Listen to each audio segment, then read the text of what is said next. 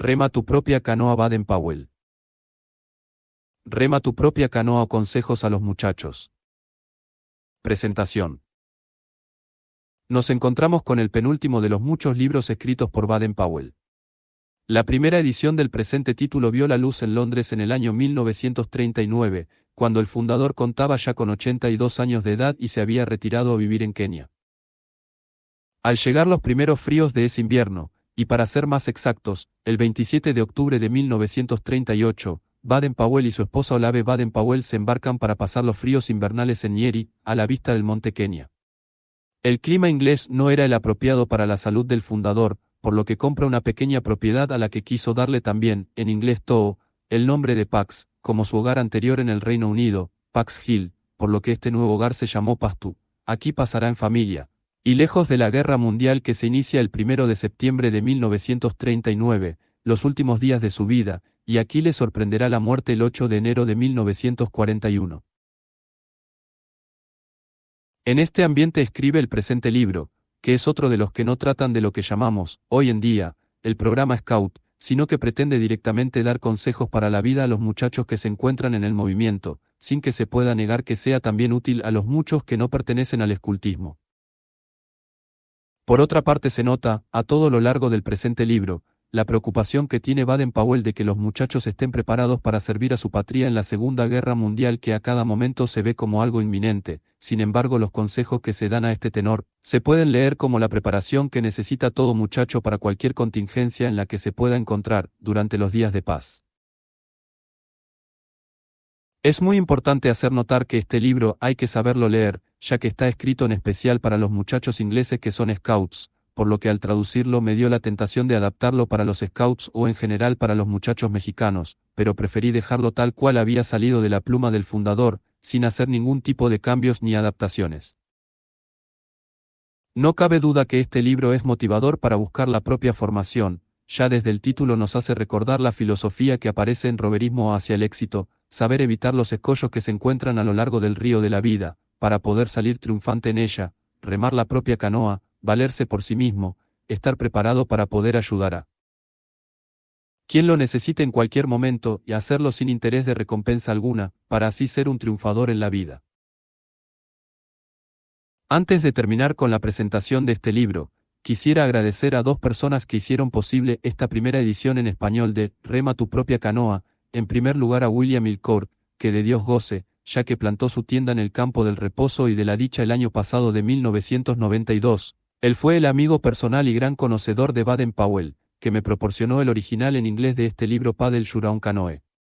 Para la traducción de esta obra pude contar también, como en otras ocasiones, con la colaboración, que bien se puede considerar maestra, de la señora Guadalupe Molina de López, quien a más de dominar el idioma inglés, conoce el escultismo, ya que fue miembro de la Asociación de Guías de México, y más tarde, de la Asociación de Scouts de México. Espero que la lectura del presente libro ayude a los muchachos de hoy en día a estar cada vez más preparados para ayudar a los demás en las diversas contingencias que se pueden presentar a lo largo de la vida. Fernando Soto Ay y García S.J. Prefacio. Quise un título para este libro que englobe totalmente el trasfondo de estas historias de animales salvajes de la selva y de las gentes de muchas tierras. Contiene un consejo inmemorial, que siempre debes confiar en ti y no en lo que otros puedan hacer por ti. Hay muchos refranes que pueden ayudar a que esta lección se adhiera a tu mente. Por ejemplo, la gente dice, cada tina tiene su propio fondo, o en Escocia, deja que cada arenque cuelgue desde su cabeza, pero no queremos pensar de nosotros mismos como tinas o peces, así que vuelvo a la frase familiar a todos los scouts, rema tu propia canoa. En cualquier forma sugiere que progresemos gracias al esfuerzo propio, con algunos riesgos y divirtiéndonos mucho en el trayecto. Baden-Powell. Pastunieri. 1939. Capítulo 1. Observación y deducción. Las hormigas detectives. Hey, detengan al ladrón, gritaba el viejo Blenkinsop saliendo de su pequeña tienda cerca de la villa de Kafir, me robó mi azúcar, deténganlo. ¿Detener a quién? No se veía a nadie huir. ¿Quién lo robó?, preguntó el policía.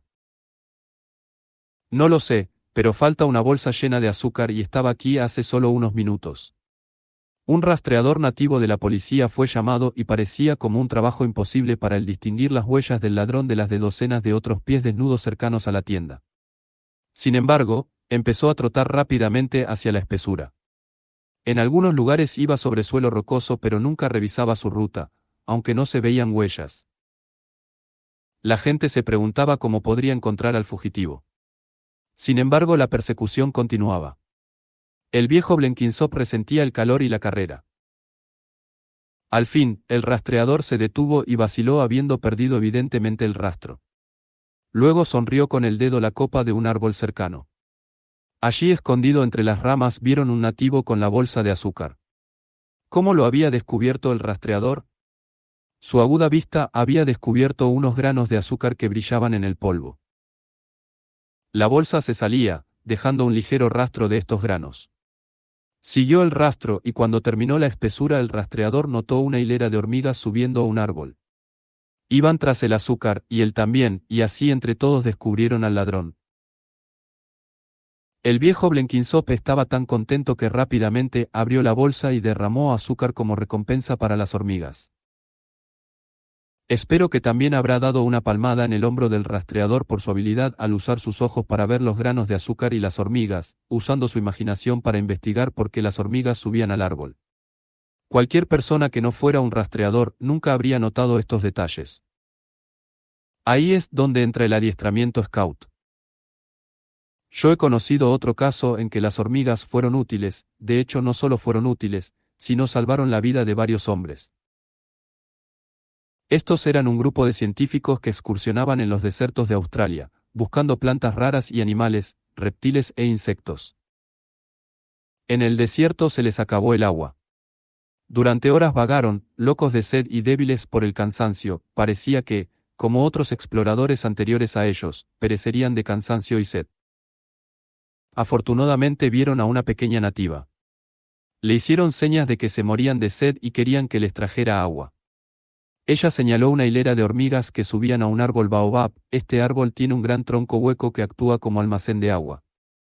La pequeña recogió una larga vara de pasto seco, trepó a un pequeño agujero al que entraban las hormigas. Metió un extremo de la pajilla en él y el otro en su boca y aspiró. Así esta pequeñita del desierto enseñó a esos sabios caballeros un poco de sabiduría que con todos sus años de universidad no habían aprendido. Yo espero que si un scout hubiera estado con ellos habría sabido eso, o que con sus ojos e imaginación hubiera visto a las hormigas y adivinado por qué usaban el hoyo del árbol. Capítulo 2: Autoeducación. ¿Cómo aprender geografía? ¿Dónde está Kenia? La cocinera de la famosa obra de teatro, Cavalcade, le preguntaba a la gente, ¿dónde está África? Cuando el cocinero no lo supo preguntó al mayordomo que había servido como soldado en la guerra de Sudáfrica. Él solo pudo explicar, no lo sé, pero cuando llegas hace un calor horrible. Bueno, no creo que toda la gente sea tan ignorante respecto a África, pero es sorprendente el número de gente que no sabe dónde está Kenia, y es sin embargo un pedazo importante del Imperio Británico, del tamaño doble de Inglaterra y donde muchos británicos viven, como sucederá algún día probablemente con algunos que ahora leen esto. Así que espero que vean el mapa de África y no sean tan ignorantes como algunos de los que me escriben. El correo me trae cartas dirigidas a Kenia, Sudáfrica o África del Este, o Rodesia o Costa de Oro. Un bondadoso amigo me decía que debía ser bueno para mí estar tan cerca de mi hijo Peter. Peter vive en Rodesia del Sur y Rodesia del Sur está a más de 1200 millas de Kenia, tan lejos como Albania de Londres. Otro esperaba que pudiera ver a su hijo que estaba cerca de Kenia en Sierra Leona. Cuando le dijeron que la distancia entre los dos era mucha contestó, no importa, él tiene una motocicleta, Sierra Leona está como a 4000 millas en línea recta de Kenia. Una señora en Inglaterra me dijo que tenía una amiga que vivía en alguna parte entre Nairobi y el lago Victoria. Me sonó a que ella sabía algo de geografía, pero continuó, echándolo todo a perder, diciendo, por cierto, queda eso cerca de ese lugarcillo llamado Kenia del que tanto habla la gente. Esta semana recibí una carta del director de una gran escuela en Inglaterra dirigida a mí en Kenia, Sudáfrica, cuando ambos países están a 2000 km de distancia. ¿Cómo puede esperarse que un muchacho sepa geografía, cuando su maestro no lo sabe? Pero nos enseña una cosa muy útil y es que no debemos depender únicamente de lo que nos enseñan en la escuela. El maestro no puede enseñarte todo, pero cuando has aprendido del cómo aprender cosas útiles, depende de ti aprenderlas por ti mismo. Los chicos que se enseñan a sí mismos son los que tienen éxito en la vida. Ahora enséñate a ti mismo viendo el mapa siguiente donde están los distintos países de África, especialmente Kenia, en el Ecuador, donde supuestamente hace un calor horrible, pero no es así. Te daré una pista. Pasé mis exámenes de geografía porque podía hacer los mapas de memoria y ¿cómo creen que lo hice? Bueno, cuando estudiaba trataba de poner en él una cara o una figura. Así podía siempre dibujarlo de memoria. Mira el mapa de África como lo he hecho parecer la cabeza de una chica con anteojos. Trata de dibujarla exactamente como lo hice y verás que puedes dibujar un mapa de África de memoria. El ojo de la muchacha es el lago Victoria, las patas de sus anteojos es el Ecuador, su oreja es Nigeria, las lágrimas de su mejilla son los largos lagos de Tanganica y Niassa, su hoyo de la nariz es la desembocadura del río Zambezi, su boca es Beira, el puerto de Rodesia del Sur. Miss Kenia, el ojo el lago Victoria, su oreja Nigeria y sus anteojos el Ecuador. Estudiando el mapa sabrás dónde encontrar países como Ashanti, Rodesia del Norte y del Sur, Sierra Leona, la Unión de Sudáfrica, etc. Es una manera de enseñarte geografía a ti mismo. Así que aprende tú, sin esperar a que te enseñen. Capítulo 3. No seas un asno ridículo. Los astrólogos. Creo haber escrito antes de la sociedad SSA 1 o Sociedad de Asnos Ridículos. Parece que crece como espuma en Inglaterra. Mucha gente entra a ella, aunque supongo que ningún scout. Bueno, no lo harán si cumplen el 11º artículo de la ley que dice, un scout no es un tonto. La gente a la que me refiero es aquella que cree que sus acciones o su suerte puede ser anunciada por las estrellas. Los vivales que les dicen lo que las estrellas anuncian se llaman astrólogos, un título sonoro y de altos vuelos, y algunos de ellos han estudiado astronomía, pero la mayoría son farsantes que inventan fábulas esperando que la gente les crea y les pague por su información. Es fácil ver cuál es la treta si preguntan a 2 o 3 astrólogos diferentes sus reportes, acerca de ti, dando tu fecha de nacimiento. Cuando lleguen los reportes, no habrá 2 iguales.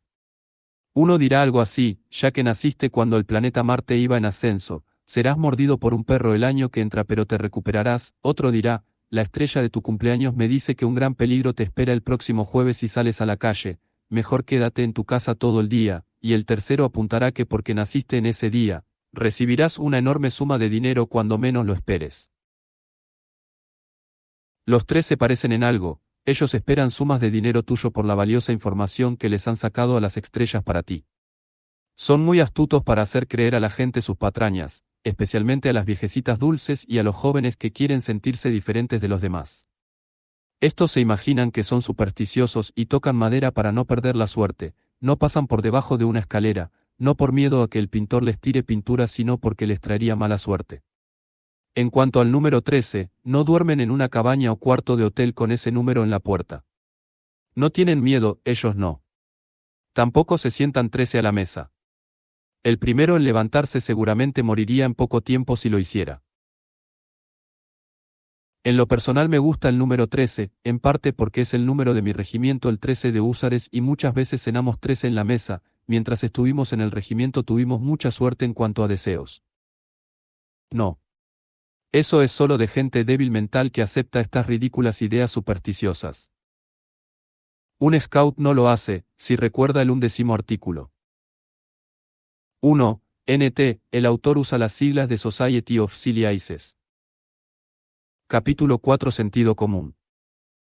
¿Y cómo construir un puente? Estaba dibujando el árbol de ceiba alta que se cayó a través de nuestro arroyo de truchas.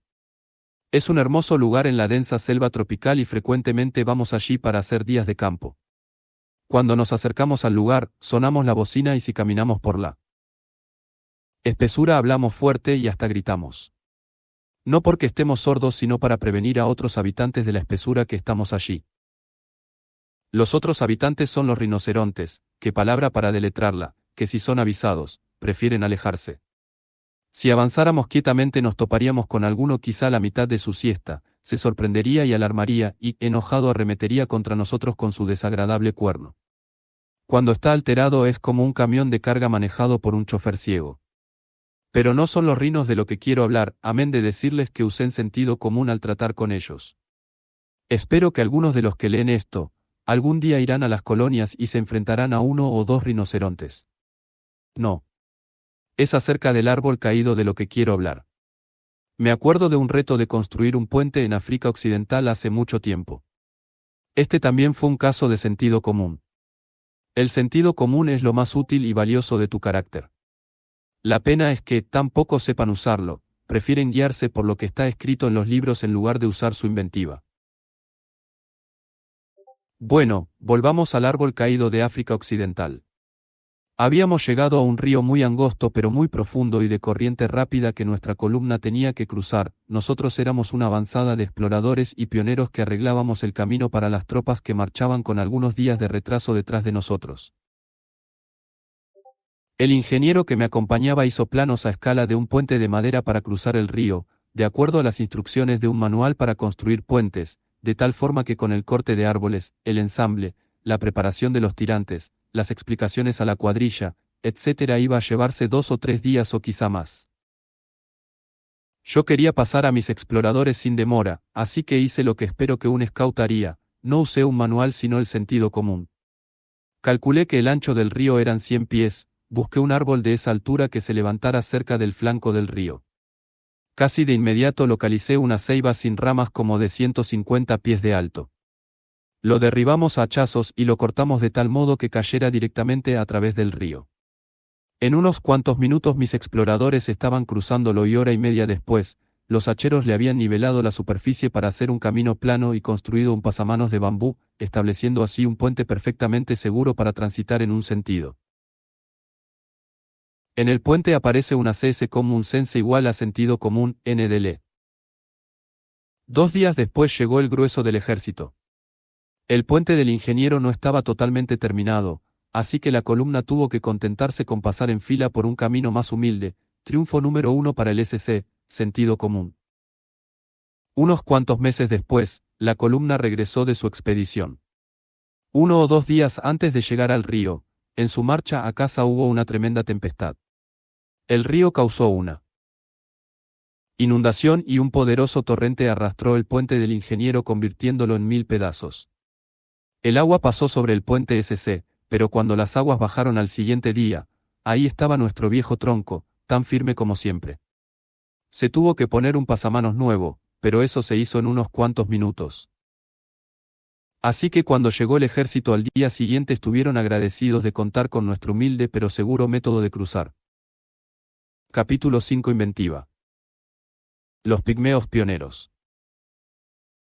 Supón que tienes que cruzar un río hondo y profundo en el que nadan montones de cocodrilos hambrientos, pero hay árboles altos en ambas márgenes. ¿Cómo lo cruzarías? Tú dirías, corto un árbol y lo hago caer sobre el río para hacer un puente. Muy bien, lo mismo haría yo. Ya te conté cómo lo hice. Pero, supongamos que no tienes hacha ni sierra, ni nada mejor que una navaja de bolsillo. ¿Qué harías? Bueno, ese es el problema al que los pigmeos se tiene que enfrentar. Los pigmeos son una raza de hombres muy pequeños, solo miden de 4 a 5 pies de alto. Viven en las selvas profundas del Congo al noroeste de Kenia. Son gente nómada, muy poco civilizada, o sea que difícilmente se quedan mucho tiempo en un lugar, y cuando han acabado con la caza de los alrededores, que matan con sus pequeños arcos y flechas, y han cosechado todas las frutas y raíces comestibles, se van hacia otros lugares. Esta semana un amigo mío regresó de visitarlos, y me mostró algunos de sus ingeniosos trabajos manuales de arcos, flechas, etc. Y también me contó de sus puentes.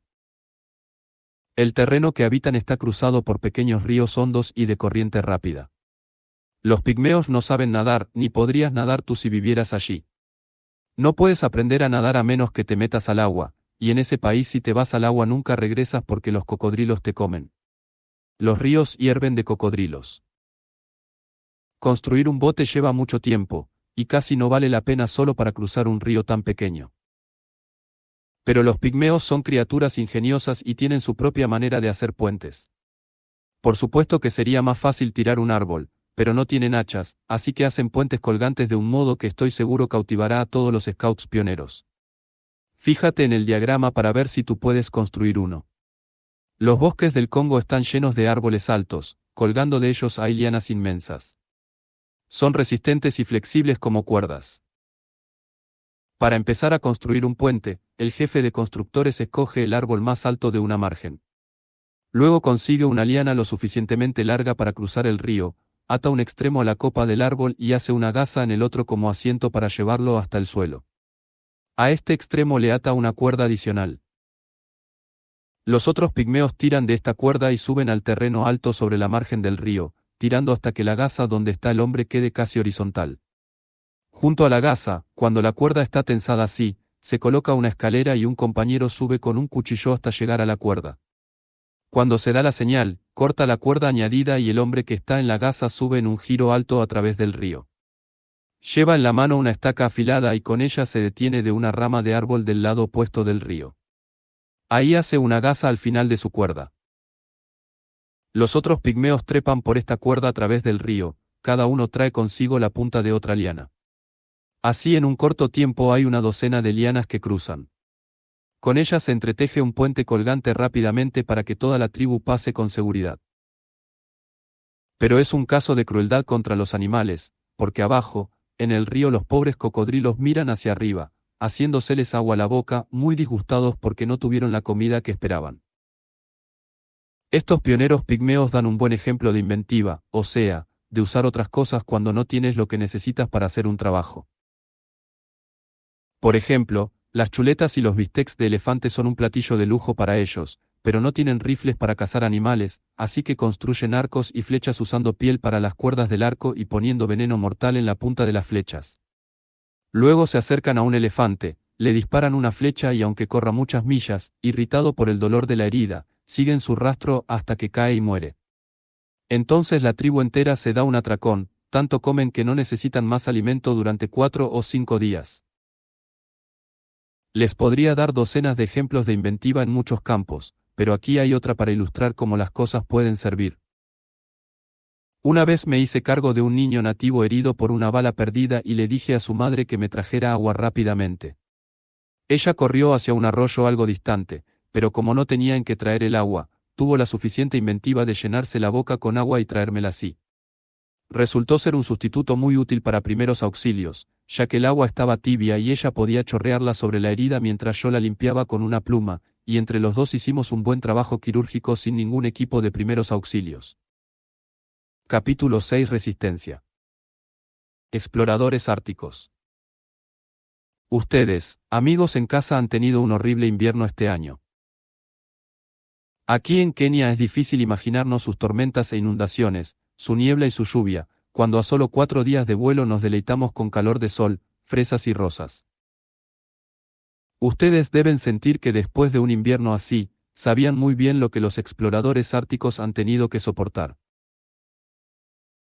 Nuestro barco Scout, el Discovery, debe haberse vuelto a sentir en su elemento otra vez y probablemente habrá soñado que regresaba a la Antártida en vez de estar anclado en el muelle de Támesis, en Londres. Su invierno, después de todo, solo duró un par de meses, que son bastantes, dirán. Sí, pero piensen en, digamos, el grupo de exploradores del capitán Scott. 6 de ellos fueron a tierra en una isla con muy pocas provisiones, ya que el barco esperaba regresar pronto a recogerlos. Pero las tormentas y el hielo lo impidieron y ahí se quedaron 8 largos meses, en un clima amargamente frío con solo focas y pingüinos que comer, maravilloso. Estaban descorazonados, no. Habían descubierto esa isla y le habían dado un nombre. Pero todos los nombres que pensaron eran demasiado malos para aparecer impresos en un mapa. Una isla vecina se llamaba Isla Inaccesible, así que terminaron llamando a su isla Inexpresable, y así se ve en los mapas de hoy. La galerna y el viento soplaban casi todo el tiempo, y ellos no estaban en una casa cómoda con mucha comida y fuego para mantenerlos calientes. ¿Se lo imaginan? Aún así, como verdaderos scouts mantuvieron su moral alta y podían silbar y sonreír a pesar de las dificultades, como nosotros lo haríamos. La mitad del destacamento fue mandado a cazar y regresaron con 15 focas y 120 pingüinos que mantuvieron en el congelador en el hielo porque de abril a julio no se veían ni pájaros ni animales. La otra mitad del destacamento hizo su iglú. Cavaron un túnel de 10 yardas de largo, en la nieve dura con una sala habitación al final. Y esta fue su casa durante 8 meses. Hicieron una alfombra gruesa o colchón de algas que cubría todo el piso, y encontraron que con esto se mantenían calientes. La estufa de la cocina era un tonel viejo de aceite, el combustible, grasa de foca y gasolina, y hasta que diseñaron una chimenea, el horno que era más grasa y aceite que el humo casi ahogaba al cocinero y a los habitantes del iglú. Entre otros accesorios inventados por estos scouts árticos estaba un bote cubriendo los lados de su trineo con losa empapada de aceite para impermeabilizarla. Era un buen botecito, pero con el clima difícil de esas latitudes, no tuvieron mucha oportunidad de usarlo. Y recuerden que otra cosa peor de este invierno, comparado con el suyo, era que la mayor parte del tiempo estaban a oscuras. Sin gas, ni electricidad. Solo la grasa de foca derretida y con una lata hicieron una limpara con mecha de cordones de zapato para alumbrar su oscuridad. Como scouts construyeron otros utensilios sin acobardarse a pesar de las dificultades. Después de todo eran británicos. Al fin su barco arribó y se los llevó sin contratiempos por su larga reclusión, los llevó de regreso a la civilización y al calor del sol. Así también ustedes saldrán pronto del frío y la oscuridad del invierno al calor y brillo del verano. Ya sea que su nube consista en dolor, pena o ansiedad, el brillo de la felicidad regresará, si hacen lo mejor que puedan cuando hay tiempos malos. Capítulo 7. Cómo tener precisión. La importancia del grueso de un cabello. Cuando era niño, en la escuela estuve en el cuerpo de cadetes.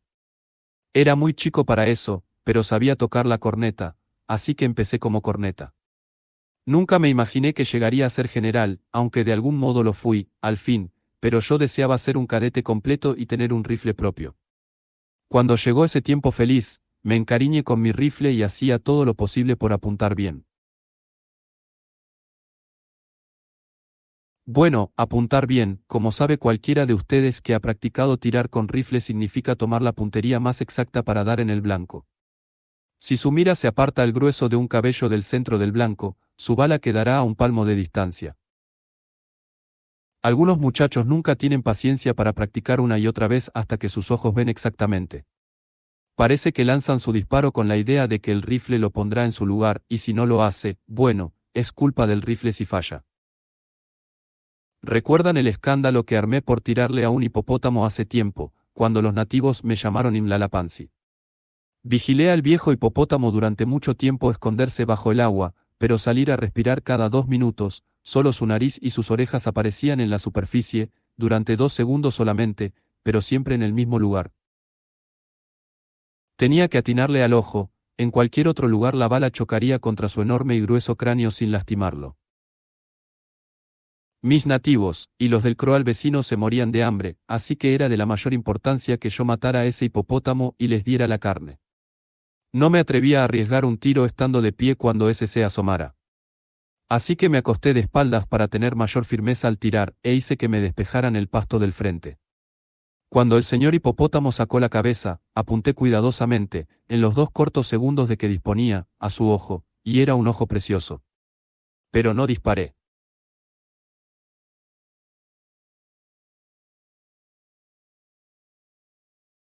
Mantuve la puntería lista en el lugar donde su ojo estaba. Cuando volvió a subir me aseguré que estaba derecho a su ojo, pero de nuevo no disparé. En el instante que apareció por tercera vez apreté el gatillo, y en ese instante el hipopótamo murió. Así que los nativos me bautizaron como, el hombre que se acuesta para disparar, o sea el hombre que hace sus planes de antemano, apunta continuamente para conseguir lo que quiere, y dispara directamente. Pero el caso de ser capaz de tener precisión, me puso en el camino muy útil de ser preciso en otras cosas. En algo en lo que me ayudó fue a empezar bien en el ejército. Ese era el camino. Con muchos otros oficiales jóvenes me probaron para la medición. Sí, hay muchas cosas que debes saber en el ejército. Teníamos que tomar un ángulo con la brújula a un cierto punto, y de allí a otro punto y de él a un tercero. Si lo hacías correctamente, este último ángulo debía llegar correctamente a donde empezábamos. Pero había que tener un cuidado extremo al medir los ángulos. Si leías mal la brújula, por el grueso de un cabello fallarías al hacerlo. Solo uno de nuestro grupo había sido lo suficientemente preciso para tener éxito, ¿y quién creen que era? Pues yo. Como resultado y con unas buenas notas en otras materias, fui ascendido con paga retrospectiva de 2 años, con lo que pude comprarme el mejor caballo que he tenido. Todo esto gracias a observar hasta el grueso de un cabello, aunque se trate de arrojar dardos o practicar con un rifle miniatura. Una vez que has adquirido el hábito, serás preciso y exacto en todas las cosas. Exactamente a tiempo y puntual. Impecable y exacto en tu ropa. Preciso al mantener tus cuentas y los registros de tu oficina, exacto en tu trabajo de ingeniero, electricista, carpintero o cualquier clase de trabajo que desempeñes, y preciso en todo lo que digas. Recuerda que la precisión te arrastrará al éxito cuando otros, menos cuidadosos, fallen. Practica la exactitud todo lo que puedas, hasta que sea un hábito en ti. Capítulo 8. Paciencia. No vayas demasiado a prisa. El cazar animales salvajes con una cámara es mejor deporte que matarlos con un rifle. Por una parte tienes que acercarte más a ellos, y esto significa un acecho más cuidadoso e inteligente, y por supuesto cuando estás tratando con animales peligrosos es un poco más espeluznante y emocionante. Hay 2 clases de acechadores. El europeo está generalmente más impaciente de obtener su pieza, acecha deprisa y consecuentemente alarma a su animal antes de que pueda acercarse a cumplir su propósito. Un fotógrafo necesita docenas de intentos antes de obtener una buena fotografía. El cazador nativo, por otro lado, se arrastrará y se congelará parado o se acostará inmóvil durante horas, durante un día si es necesario, pero sigue y sigue. Su gran arma es la paciencia y con paciencia obtiene éxito. Como un pescador. Ves una figura encorvada, sentada en un bote, hora tras hora, llueva o truene, o apoyado en manos y rodillas tirar una mosca a un pez sin ser visto por éste. Bueno, es solo con paciencia infinita que esos tipos pescan. A veces el pescador la pasa mal cuando el viento o los arbustos enredan su línea y se enreda de modo desesperado. El hombre normal lo llenaría de improperios y trataría de desenredar la maraña con determinación, solo para encontrar que se había anudado más que antes. Pero el verdadero pescador sabrá que la única manera de lograrlo es ponerse a trabajar lentamente y con cuidado para sacar los hilos enredados y separarlos aunque se tarde mucho, terminará con todo arreglado. De nuevo es la paciencia la que se lleva la palma. En algún lugar escrito, más carreras se han frustrado por falta de paciencia, que por la bebida o el crimen. He visto a muchas personas fracasar en su trabajo solo porque se aburrieron de él y se disgustaron con el patrón, o se desilusionaron con los malos resultados de sus esfuerzos cuando, si hubieran silbado quedamente esa vieja canción, espera hasta que las nubes pasen, y se forzaran a sí mismos a seguir trabajando, hubieran tenido éxito al final. Pero no, tiran todo por la borda y luego se sorprenden porque no progresan en la vida. Todo el mundo, y tú también, va a encontrarse con disgustos y contratiempos de vez en vez, pero te recuperarás si solo te pellizcas y dices, paciencia. Capítulo 9. Gratitud. Puedes salvarte de un piquete de víbora en la nariz. El pájaro de miel es un pájaro curioso. Así dice el poeta y es verdad. Es una criatura no mayor que un gorrión pero, palabra, muy listo. Tiene la virtud de encontrar donde las abejas han hecho su panal, porque le gusta la miel tanto como a un niño el chocolate. Pero su dificultad es apoderarse de la miel cuando las abejas la tienen en un tronco hueco. Así que es lo suficientemente hábil como para volar hasta el hombre más cercano que pueda encontrar y hacerlo venir para abrirle el panal. Cuando caminas en la espesura este pajarito vendrá y piará y trinará frente a ti mientras avanzas, enseñándote el camino a seguir para llegar a la miel. Así que si lo sigues te llevará al árbol donde está la miel. Luego si eres un scout recordarás darle las gracias por haber sido tan bueno como para mostrarte dónde encontrarla. Y lo harás dejando un trozo de panal para que se lo coma. Los nativos aquí en Kenia dicen que si no haces esto, el pájaro aparecerá frente a ti de nuevo, y te guiará como antes para que lleno de esperanza vayas a otro árbol, y cuando lo partas te encuentres una fea víbora. Esa es la manera en que el pájaro se vengue de ti, ese pájaro es realmente listo. Esto te enseña que, si un pájaro espera que le agradezcas su bondad, cuanto más esperarán los demás que se los agradezcas cuando tratan de hacerte una buena acción. Solo que no debes hacer esto por miedo de que una víbora salte y te pique la nariz. Por cierto, ustedes los especialistas en primeros auxilios, ¿qué harían con un compañero que fue picado por una cobra en la punta de la nariz, sino que deberías agradecerlo simplemente porque es lo correcto? La ley Scout dice, el Scout es cortés. Todo Scout sabe las órdenes para acampar, y que cuando quitas un campamento hay dos cosas que debes dejar. Lo primero es, nada. Lo segundo, tu gratitud. Gracias a Dios por lo que te divertiste, y gracias al dueño del terreno que te permitió usarlo. Capítulo 10 Cortesía. Como la muestran los conductores. Hablando de cortesía, me dio gusto ver el otro día que un turista alemán en Inglaterra había escrito para decir que agradablemente sorprendido estaba de haber encontrado que los conductores en nuestro país eran en general más educados entre sí que en otros países que había visitado. La mayoría de los conductores ingleses conducen sus vehículos con un espíritu bien intencionado de dar y recibir mutuamente en vez de correr y presionar o egoístamente dejar fuera a otro compañero. El resultado de esta buena práctica es que tenemos menos accidentes y el trabajo de la policía de tránsito ha disminuido.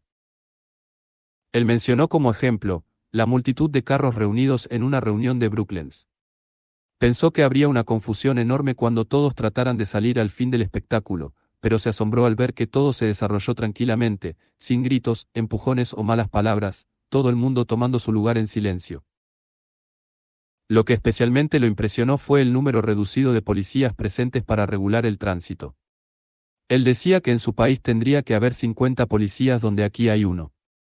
Todo debido a la cortesía entre los conductores que en gran modo regula el tránsito. Durante mucho tiempo los ciclistas fueron un peligro, no solo para los conductores sino para ellos mismos. Se apoderaban del camino más de lo que necesitaban y esperaban que los conductores les cedieran el paso, lo que era más difícil, verlos en la oscuridad cuando solo llevaban un pequeño reflector en la salpicadera trasera. Ahora eso ha cambiado, y lo mismo sucede con el espíritu de camaradería con los conductores, que ha crecido, estando ahora en buenos términos, cuando antes la situación era tensa. La buena naturaleza y la cortesía triunfaron.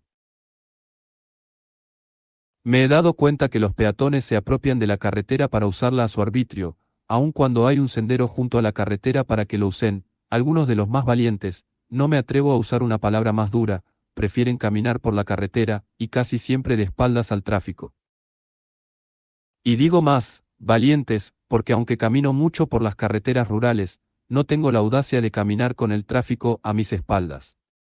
Prefiero tenerlo de frente a modo de poder esquivarlo si el conductor pierde el control, lo que a veces sucede. De nuevo se necesitan aquí la buena naturaleza y el ceder. Significa lo que a menudo repito, no pienses solo en tus derechos o tus deseos, considera el punto de vista de los demás y ayúdalos. Si todos los muchachos obedecen el quinto artículo, el Scout es cortés, será la ley de la Gran Bretaña, y cuando todos seamos corteses seremos más felices y estaremos más seguros. Capítulo 11 Buena voluntad. En los rinocerontes y elefantes. Irie es un pequeño animal salvaje, nervioso por naturaleza, que ha sido totalmente domesticado por mi esposa para ser un animal doméstico feliz en nuestra casa. El irax es, como he dicho en otra parte, considerado por los científicos como emparentado con el elefante y el rinoceronte, aunque se les parece tanto como un boy scout a mi bota, excepto quizá cuando es un niño muy feo. Últimamente, sin embargo, ha sucedido que aún los rinocerontes adultos han sido domesticados aquí en Kenia. Pero la domesticación se ha hecho con bondad, no atrapándolos y manteniéndolos cautivos. Los animales han visto al ganado pastando y se les han unido para disfrutar de la pastura. Cuando el ganado ha sido conducido al corral por la noche, el rinoceronte se ha unido al desfile sin darse cuenta a dónde iba. En 1 o 2 días se ha acostumbrado a la rutina y pronto descubre que un animal curioso de 2 piernas que huele tan raro es la cosa que les trae rica comida al corral y que es un amigo, no un enemigo. Así que pronto pierde el miedo y deja que se le acaricie, no porque le guste mucho, ya que siendo rinoceronte, tienen la piel dura, así que sentiría las caricias si se las hicieran con un martillo y cosquilleos si se lo hicieran con rastrillo. Lo mismo sucede con algunos elefantes del norte de Kenia que llegan a un pueblo casi a diario. Han perdido el miedo y el rechazo hacia el hombre porque la gente de ahí no les demuestra repudio ni miedo. Así que todos son buenos amigos. Sin duda los elefantes están contentos cuando los niños los admiran. Lo mismo sucede con la gente. Si no tienes miedo de las personas que conoces y no te disgustan, ellos tampoco tendrán sospechas o temor de ti y se inclinarán a ser tus amigos. Eso es lo que los scouts encuentran en sus jamborees internacionales, cuando se reúnen con miles de scouts de otros países. Siendo hermanos scouts, no tienen temores y pronto son buenos amigos. ¿Por qué razón no pueden las naciones hacer lo mismo? Algunas veces alguien tratará de discutir contigo para pelear, pero antes de enojarte con él, trata de ver el problema desde su punto de vista, tanto como del tuyo propio y probablemente verás que tienen alguna excusa para lo que dicen. Tu patrón, por ejemplo, o el supervisor, pueden regañarte por llegar tarde o por cometer un error estúpido.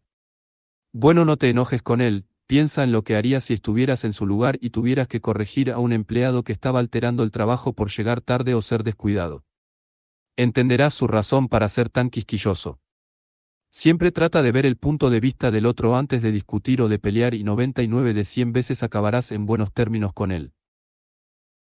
Nunca te preocupes si tu supervisor te maldice, el maldecir es una debilidad que algunos hombres se toleran, cuando no tienen un carácter suficientemente fuerte para controlar su temperamento. Algunas veces son admirados por mostrar esta debilidad. El escritor irlandés Down Byrne dice, un caballo que no cosea, un hombre que no jura un huevo sin sal, merecen el revés de mi mano. Los Scouts tienen su jamboree internacional cada 4 años, en la que miles de ellos se reúnen provenientes de la mayoría de los países del mundo.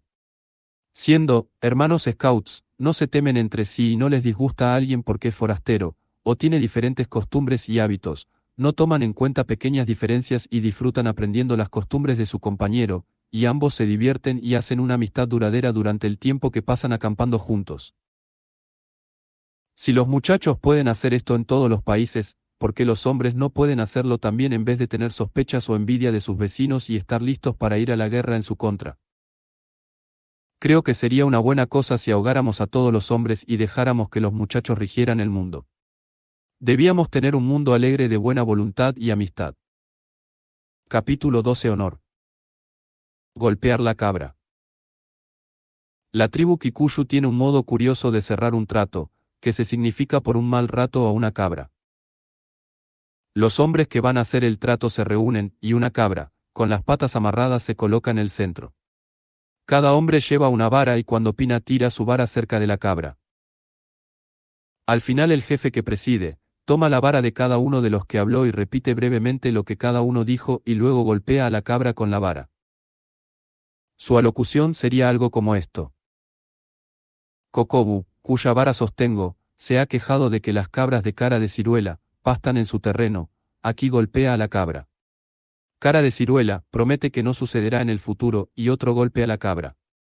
Semibumpo, cuya vara sostengo, se queja de que tanto Kokobu como cara de ciruela usan su arroyo para abrevar sus cabras y luego las sueltan en su pastura, pero como prometen no dejarlas vagar, está de acuerdo en que usen su agua, pam. Así que, caballeros, así es esto. Han hecho su promesa y confiamos en que la cumplan. Esta disputa ha terminado para siempre, está tan muerta como esta cabra. Con esto le da a la pobre bestia el golpe final en la cabeza que la mata. Siendo la cabra un animal casi sagrado, ninguno de los presentes se atrevería a romper su promesa. Es como confiar en el honor de un scout. Me alegra decir sin embargo que la bondad hacia los animales ha triunfando y ya no se golpea a la cabra. Pero algunas veces me pregunto lo que sucedería si la cabra hubiera brincado de pronto y dicho, basta de golpes. Ya me cansé. Ahora me toca a mí, así que fuera. ¿Se hubieran apegado a su promesa los contendientes? Creo que no. Los Kikuyu no saben lo que es honor. No existe una palabra en su idioma que signifique honor y hay varias otras naciones, más civilizadas que los Kikuyu, que no han aprendido a practicar su honor. Así cuando hacen pactos o tratados no tienen una cabra a quien golpear que los ligue a cumplir sus promesas, y no se puede confiar en que lo harán. Pero un británico es conocido en el mundo entero como persona honorable. La palabra de un inglés es tan buena como su fianza, es un dicho que significa que si él dio su palabra puedes apostar tu cabeza que lo hará, con tanta seguridad como si te hubiera dado su promesa escrita. Cuando un español quiere decir que habla con toda verdad, así como nosotros decimos, real y verdaderamente, o palabra scout, él dice, palabra de inglés, 1. N del T. En español en el texto original. Capítulo 13. Mantener la serenidad. Cuando los rinocerontes galopan. En un tranvía de Belfast vi el siguiente aviso para los pasajeros: prohibido escupir, cualquiera que lo haga se hará acreedor al desprecio y disgusto de los pasajeros. El desprecio y disgusto de los compañeros es un castigo muy severo, pero hay algunas veces que los visitantes a Kenia incurren en él, personas que salen en vehículos de motor a cobrar presas mayores y leones en vez de acecharlos como deportivamente se debe hacer. Un hombre escribía en el periódico defendiendo a estos héroes de vehículos de motor, diciendo que para los ancianos y enfermos del corazón el vehículo es necesario. Yo pienso que es más necesario que se queden en su casa. Pero no hay muchos deportistas de esa clase ahora. Menos gente viene a Kenia a disparar con rifle, más vienen a disparar con su cámara, y estos son en realidad mejores deportistas porque es mucho más difícil acechar lo suficientemente cerca a un animal para tomarle una foto que disparar con un rifle desde alguna distancia. El camarógrafo debe ser un buen acechador, especialmente tranquilo y afortunado. Espanta el trabajar cerca de un animal salvaje y posiblemente agresivo. Frecuentemente, si el animal sospecha, hay que decidir entre quedarse quieto o correr. A veces lo mejor es quedarse quieto, si tienes el valor suficiente para hacerlo. Más de uno ha corrido cuando un elefante avanza sobre él con las orejas abanicando y la trompa levantada. Otros que se han atrevido a enfrentarse a tal amenaza encontraron que el elefante solo quería saber quién estaba allí, ya que es muy miope y tan pronto como averiguó que se trataba de un hombre, ha dado marcha atrás con ganas de alejarse de tan desagradable criatura. Pero se necesita valor de parte del hombre para enfrentarse a una criatura que puede ser aún más desagradable si se lo propone. Esta clase de valor se obtiene con la práctica, especialmente si desde niño empiezas a controlarte. Un soldado se excusaba por haber corrido de una batalla diciendo que sus piernas lo llevaban contra lo que él deseaba. Bueno, tienes que controlar tus piernas cuando tienes la tentación de alejarte del peligro. Tienes que forzarte a enfrentarlo. Lo mismo sucede cuando hay pánico y otras gentes pierden la cabeza y se excitan. Un verdadero hombre se forzará a sí mismo a permanecer en calma y paz. Otros, viéndolo inconmovible por el torbellino, probablemente recuperarán su ánimo y permanecerán quietos. Estuve en un teatro una vez, cuando mucha gente de pronto abandonó sus butacas y corrió hacia la puerta. Yo estaba cercano a los vestidores y no podía ver cuál era el problema, pero un hombre sentado frente a nosotros gritó: «Fue tan rápido como el pensamiento». Mi hermano dio un golpe atrás de la oreja al hombre tirándolo en el acto. La gente a nuestro alrededor ya se había levantado y empujaba ansiosamente buscando las puertas. Esto podía haber sido un embrollo fatal si un actor no se lanza al escenario y grita: «Quédense en sus asientos». No hay necesidad de alarma. No hay fuego. Es solo un elefante que debía salir en el siguiente acto que ha metido la cabeza en la puerta equivocada al fondo del foso. Ven qué daño fatal puede hacer un hombre no teniendo control sobre sí mismo, y cómo puede salvar la situación manteniendo la serenidad. El autocontrol también significa el refrenar la cólera cuando te enfrentas a un adversario iracundo. El que se mantiene sereno gana. Cuando dos chinos pelean, se maldicen uno al otro poniéndose apodos hasta que uno, finalmente, pierde la calma y golpea al otro. Esto quiere decir que ha perdido la pelea porque ha terminado la sarta de insultos. El hombre que se abstiene de pegar durante más largo tiempo se considera ganador. He aquí una parodia del poema Sid de Rudyard Kipling. Si puedes congelarte sin señal de temor y ver rinocerontes galopar alrededor, o enfrentarte a elefantes cuyas trompas y orejas pondrían casi a todos a temblar como ovejas, si mantienes la calma y puedes reír cuando algún buscabullas te quiere herir, si mantienes tu ley en las buenas y malas cuando otros te tientan con caminos de faltas, si puedes estar firme, si corren los demás serás más que un scout, serás hombre, hijo mío. Capítulo 14. Valor de los leones y cazadores de leones. Ustedes conocen la frase, fiero como un león, pero nunca oímos decir, fiero como un cazador de leones, aunque el valor de algunos cazadores nativos es difícil de superar. Te dije en el capítulo anterior como si eres buen acechador y tienes audacia, te mantendrías firme cuando un animal salvaje venga hacia ti, ya que puede ser no solo para verte bien, sino también para atacarte. La dificultad está en saber a qué viene. Así que necesitas también ser buen corredor o trepador de árboles por si acaso. Un gran amigo mío resolvía esto a su manera.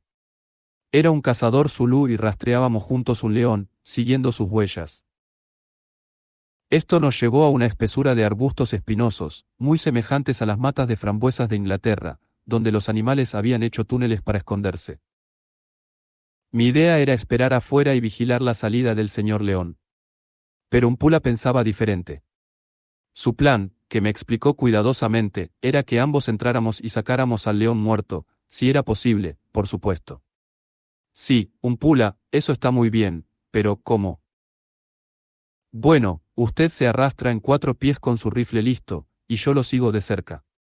Cuando vea al león, apunte bajo de modo que su bala, si no lo hiere, levante tal nube de polvo que le impida vemos bien cuando se nos abalance.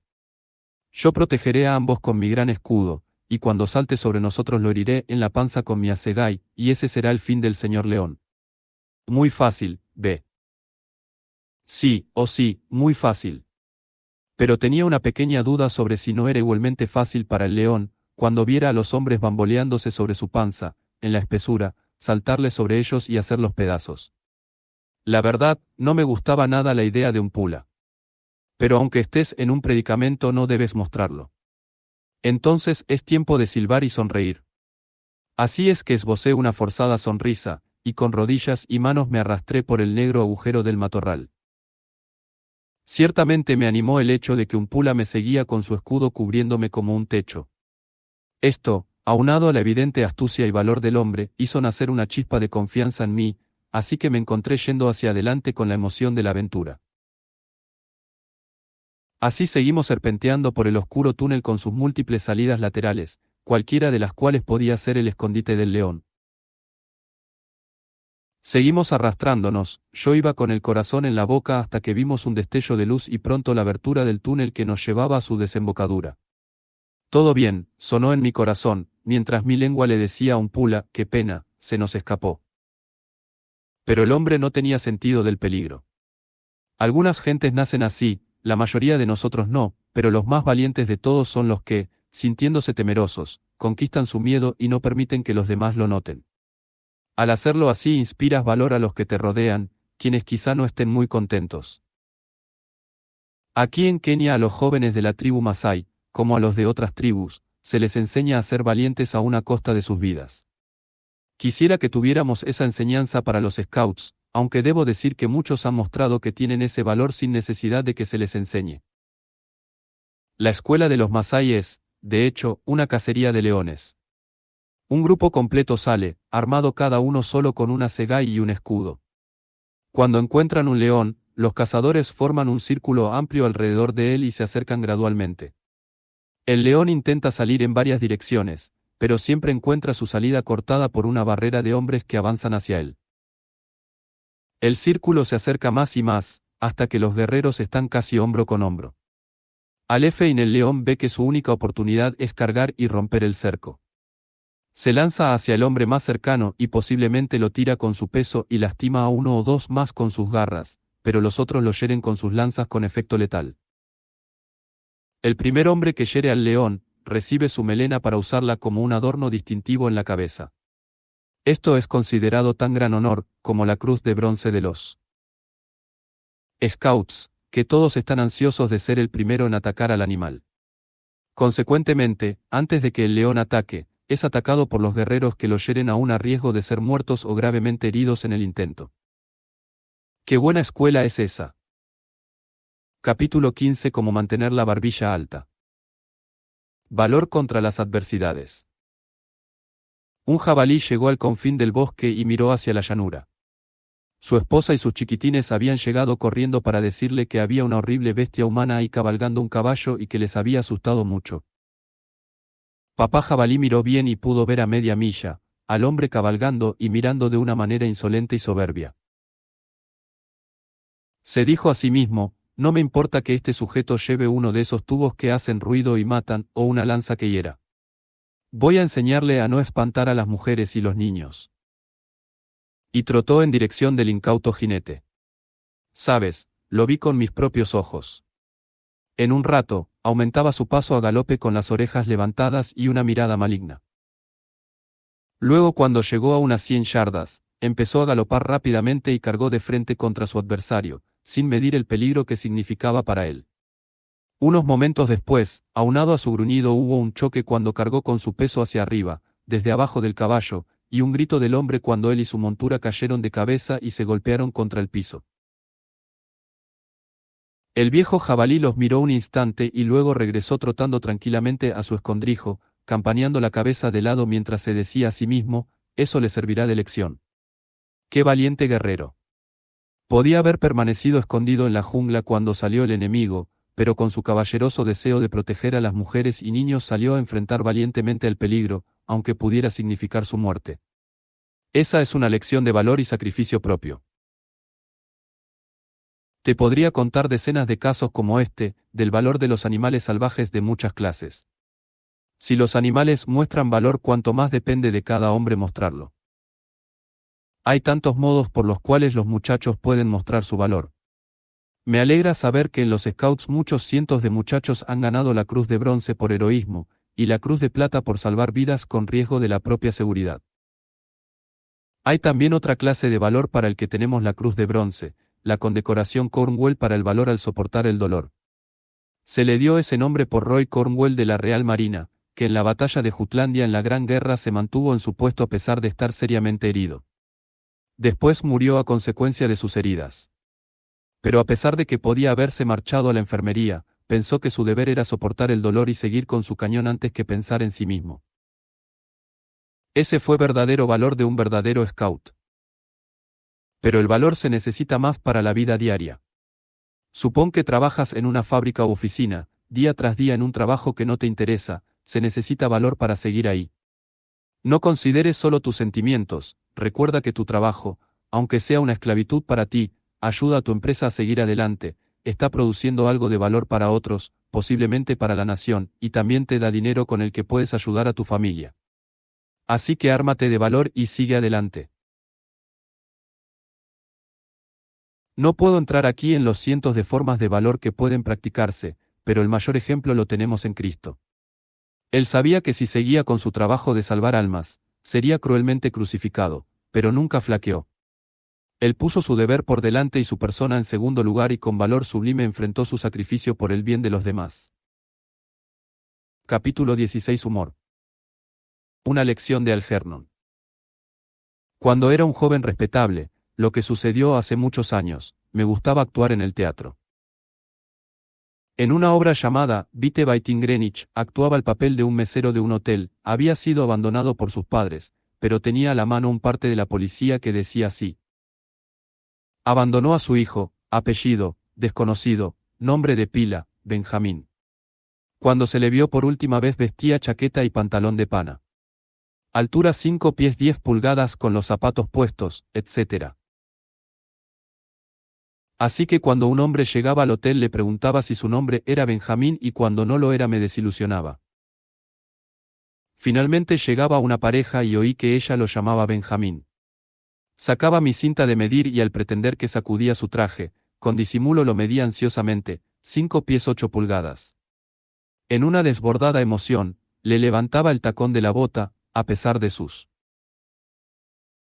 esfuerzos y su indignación, encontraba que medía 2 pulgadas. Inmediatamente le llamaba padre con mucho afecto y a ella mamá. La indignación de la pareja era enorme, porque solo eran primos y no estaban casados y por supuesto no tenían relación conmigo. Bueno, frecuentemente desempeñé este papel, nunca pude reprimir la risa que interiormente sentía por lo absurdo y gracioso de la situación cuando debía haber pensado solo en representar mi papel. Una vez tuve, en la India, un joven jabalí como mascota. No era una mascota de verdad porque era muy arisco. Vivía en el patio, mezcla de jardín y potrero, que compartía con mis caballos. Uno de ellos, una espléndida yegua inglesa, era una magnífica cazadora. En la India nuestras cacerías eran de puerco salvaje, y la yegua lo hacía con tanto empeño que seguía al jabalí casi sin guía del jinete, y cuando lo alcanzaba, lo golpeaba con sus patas delanteras.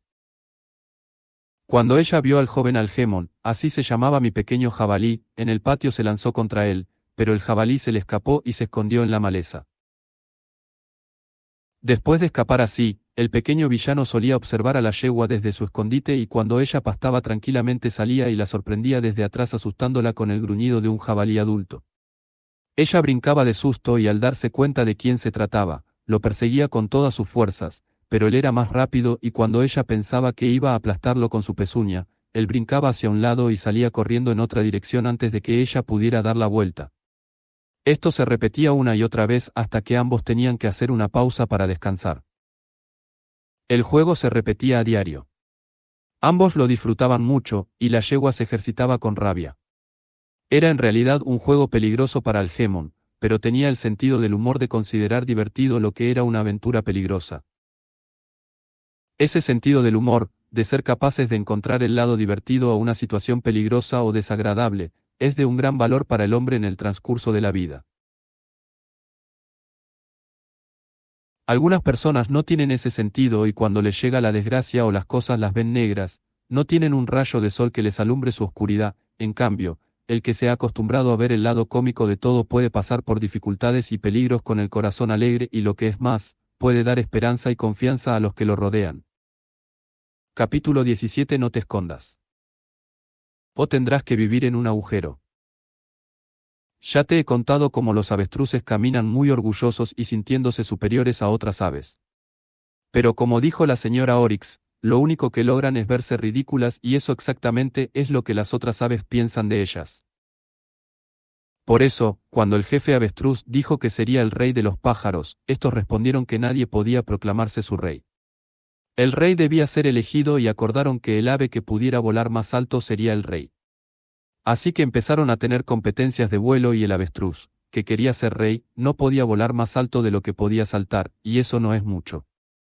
Nuestro feo amigo, el señor buitre se elevó al cielo sintiéndose seguro de que nadie podría subir tan alto como él, y se fue arriba, por encima de los alondras y de otros pájaros que vuelan alto. Y cuando no pudo ver a otros pájaros gritó, «Hurra, he volado lo más alto». No es cierto, gritó la vocecita de un pajarito africano llamado Tin-Tiki. El buitre no conocía a Tin-Tiki y este se había colgado de una pluma debajo de su ala cuando emprendió el vuelo y así fue llevado cuando el buitre ascendió. Ahora que el buitre había alcanzado las alturas, Tin-Tiki salió y voló sobre él diciendo, «Soy el rey de los pájaros». No lo creas, gritó el buitre elevándose más, sin darse cuenta que Tin-Tiki se había posado en su espalda. Cuando llegó más alto y dejó de ascender, salió Tin-Tiki de nuevo y voló 1 o 2 pies más arriba de él gritando, «Soy el rey de los pájaros». Esto sucedió 2 o 3 veces hasta que el buitre se cansó tanto que no pudo elevarse más y se rindió. Así Tin-Tiki proclamó que él había roto el récord de volar alto y debía ser el rey de los pájaros. Pero el buitre estaba tan enojado con él que decidió matarlo. Tin-Tiki se enteró e hizo su palacio en una madriguera de conejo. No se puede regir mucho desde una madriguera. Tin-Tiki aprendió pronto que su presunción de haber ganado el récord del alto vuelo no tuvo mucho efecto en los otros pájaros, porque ellos sabían que no había volado con su esfuerzo sino que había subido como ese avión, Mercurio, que va encima de otro avión para ser elevado al aire. Así que se rieron de sus bravatas y cuando trataba de dar órdenes desde su agujero, se burlaban de él. Como rey fue un fracaso. Yo he conocido a varios Tin-Tikis entre muchachos, no entre scouts por supuesto, muchachos que fanfarroneaban o hablaban mucho de lo buenos que eran en el cricket. Corriendo o nadando. Eran lo máximo según su opinión. Y todo estaba bien hasta que alguien los ponía a prueba y los ponía en evidencia como fanfarrones. Se hubieran alegrado de tener un agujero de conejo como refugio de las risas y bromas de los compañeros a los que trataron de engañar. Nunca presumas de tus poderes maravillosos. Si los tienes no necesitas decirlo, otros se darán cuenta por sí mismos. Capítulo 18. Cómo mantenerse ahí en un tubo de desagüe. Acabo de conocer una nueva versión del juego, ¿estás ahí? 1. Sucedió a un ciclista aquí en África, que pedaleaba en bicicleta colina abajo a gran velocidad. El camino dio una súbita vuelta en la base y de pronto se encontró con un enorme elefante que estaba parado atravesado en el camino. Él iba demasiado aprisa para detenerse, pero dirigió su vehículo para librar al elefante por detrás, pero apenas cabía, y apoyó su mano en las patas traseras del animal para pasar. Se llevó un susto, pero suspiró aliviado cuando lo logró. Pero su alivio no duró mucho, fue como si alguien hubiera pellizcado a un oficial de tránsito por detrás. En un momento el elefante se volteó como diciendo, «Oye tú, ¿a qué juegas? Ven acá. ¿Me oyes?» Pero el ciclista no se detuvo. Se puso a correr todo lo que podía. Luego vio con horror que había una cuesta empinada, después del valle que recorría. Miró hacia atrás y vio al elefante que venía a toda carrera detrás de él, y no había posibilidad de que pudiera subir la cuesta antes de que el animal lo quitara del asiento y lo aplastara. Pensó y actuó rápidamente, tenía que hacerlo. Era cuestión de segundos, el sobrevivir o morir aplastado. Llevó su bicicleta a la cuneta y mientras lo hacía se tiró de ella y escondió en un tubo de desagüe debajo del camino. Esto hubiera estado perfecto si el elefante no lo hubiera visto hacerlo, pero eso fue lo que el elefante vio y empezó el juego de «¿Estás ahí?». Nota, el tubo con su contenido está supuestamente bajo el camino.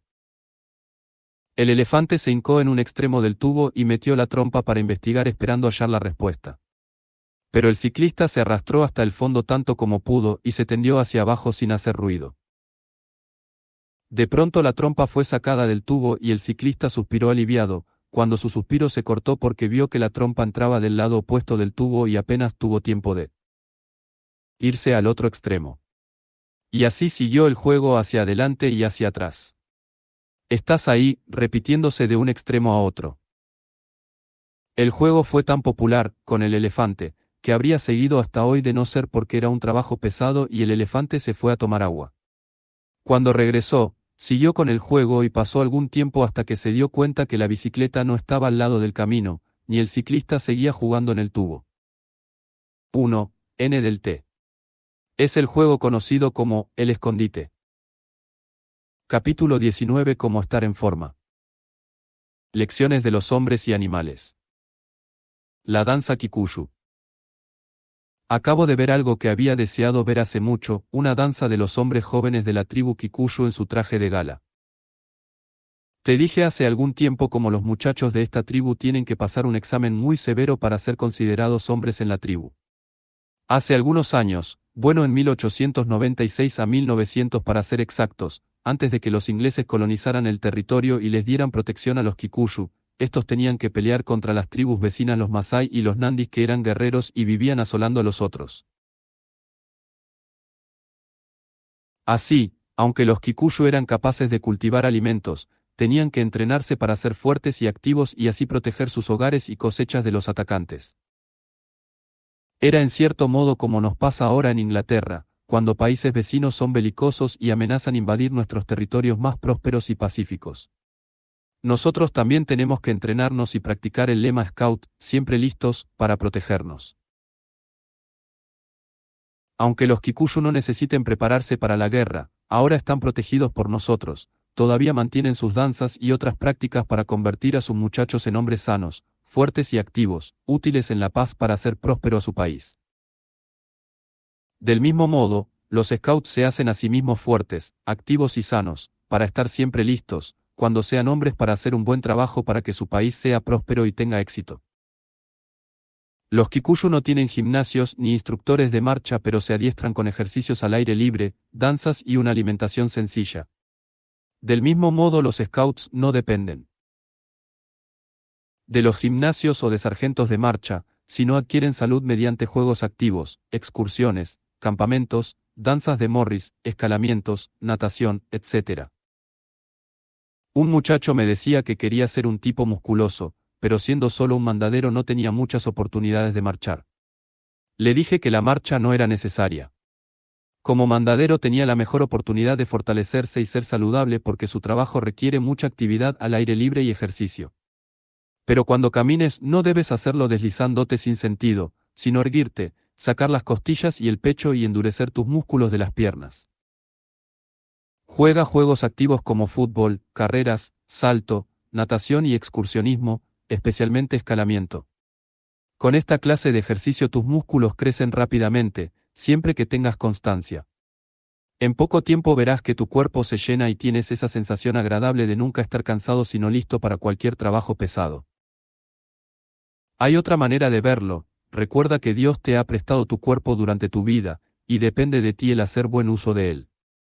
Hazlo tan perfecto como puedas proporcionándole suficiente aire puro, ejercicio, buena alimentación y limpieza. Piensa en esto como parte de tus deberes para con Dios, y practícalo diariamente. Así estarás sano y feliz y también lo suficientemente saludable para ser útil a otros. Para la ceremonia de pasar sus pruebas de virilidad, una de las cuales es esta danza, los muchachos Kikuyu se pintan las caras de blanco y en las piernas rayas blancas. Usan una camisa blanca, con cinturón y un collar de piel de mono capuchino blanco y negro. Cada danzante lleva un espantamoscas de cola de jirafa en la mano derecha y una vara en la izquierda. También llevan una campanita atada a la rodilla. Los dos jefes llevan pequeños escudos de madera en su brazo izquierdo con una cuentecita de hierro atada al escudo con una cinta que agitan. Los Kikuyu, a diferencia de otras tribus nativas, no tienen instrumentos musicales ni tambores, proporcionan su propia música cantando y bailan balanceando ambos pies juntos y danzan hora tras hora como prueba de resistencia. Me pregunto cuántas horas puedes tú seguir bailando la danza de Morris. Lo que Irie puede enseñar. Quizá recuerdes por qué el Irak se parece a ti, es un animal sin cola. Te conté en un libro anterior cómo los Iraks fueron escogidos por el Creador para colocarles a todos los demás animales sus colas, porque son los animales más activos, arriesgados y confiables de la jungla. Hicieron este difícil trabajo con rapidez y sin cometer ningún error. Hubiera sido terrible, si por ejemplo, le hubieran puesto la cola de un cerdo a un caballo, o la cola de un pavo real a un gato, pero no fue así.